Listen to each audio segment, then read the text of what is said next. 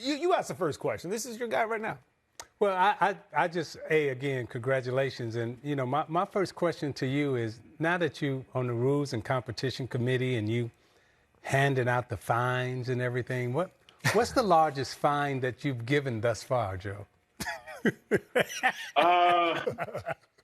Don't answer that. MG. Don't answer that. Don't answer that. MG.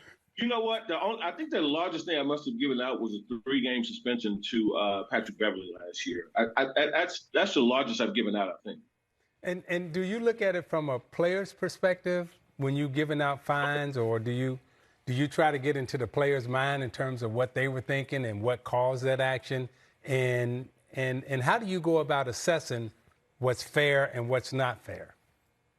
So we have a group of people that look at this stuff every morning, Zeke. And what I do is I'll go back to the previous 1 or 2 plays or try to look at something earlier in the game that happened. Because, a lot of times, whatever the action is that happens that catches everybody's attention, there may have been something that happened before then. So I'll go back and look at that. And then I will look at the play to see, was a guy trying to do something or was it incidental contact? And so you got to look closely at that stuff. And, that's, we all know how to trick the system at times. And so you got to look closely at that stuff. But we do it. There's a group of us, Zeke, that we do it every morning after any NBA game. The next morning, if something comes in, you're looking at that tape. And, Joe, we all know that you guys have made some changes to the rules for this upcoming season. I'm just curious for those at home, what the process is like in the offseason as you go about making these recommendations and ultimately having these new rules in place.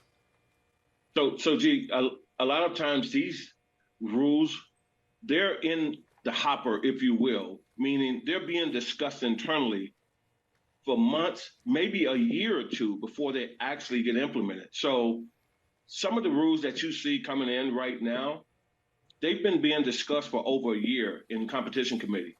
Like, we study them, like, go back, look in the past, see what happened, watch a ton of tape, just watch a ton of tape to see if it rises to the level of a rule change. And so it's a really comprehensive process, G, before we get to the point where you see a rule change.